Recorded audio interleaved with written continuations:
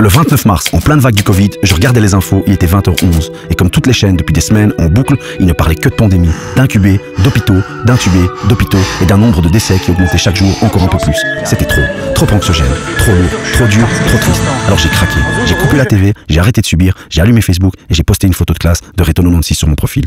Ok, j'aurais pas dû, mais pourtant je l'ai fait. 200 commentaires plus tard, Did m'a dit Good, fais-en un groupe Facebook privé et appelle-le Assomption Forever. Did, c'est un grand malade comme moi, mais sur le coup, il a vu juste. Le lendemain, sur le groupe, nous étions 4. Le surlendemain, 6. Le 31 mars, nous étions 18. Et le 32, forcément, nous étions 32. Aujourd'hui, j'ai arrêté de compter tellement on est nombreux. À la base, le 29 mars, ça devait être un jour comme un autre. Ça ne le sera plus jamais. Et pour cause, c'est le jour où j'ai décidé d'aller au bout d'un projet qui germait dans ma tête depuis 2 ans. Encore un. Oui, il s'était passé 2 ans depuis ce fameux trip avec Stéphanie Binet à Paris. Ce voyage scolaire à 2, où au lieu de revoir Sophie Nerings, on a rencontré Mamadou, fut épique. Mamadou de Bamako. Maintenant, il est à Bamako. Voilà. Si vous visitez un jour Paris en semaine après 1h du matin, c'est le seul homme au monde à pouvoir allumer la tour Eiffel.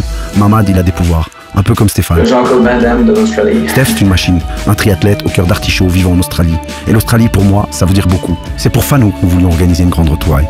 Célébrer sa victoire au championnat du monde en Suisse, on n'a pas pu le faire. Ça n'a jamais vu le jour et pour cause, à l'époque, j'étais encore dans le noir. Je traversais une 2e fois l'enfer, mais ça, c'est une autre histoire. Bref, en avril, Nam a créé un logo. Il en a fait des t-shirts. Et puis il a remodifié le logo, il a revendu des t-shirts, mais pas parce qu'il avait fait un nouveau logo. Je l'entends toujours me dire comme il y a 30 ans. Hey B-boy, cool. Le groupe, lui, était toujours un lieu de retrouvailles quotidien. Un stand café sécure, mais virtuel, dans ce monde changeant.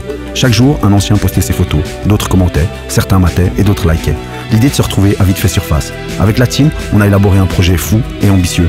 Se revoir en 4 actes, le 10 octobre, rien de moins. J'entends encore Matt me dire Putain ma poule, tu m'éclates. Et Gwen de me dire T'es la classe, putain, t'es un génie. Tout était bouclé, tout était organisé, puis on a déchanté, solidement déchanté, et pour cause, il nous était interdit de nous revoir à 1000. Vu les conditions sanitaires, c'était justifié. Justifié, mais difficile à digérer.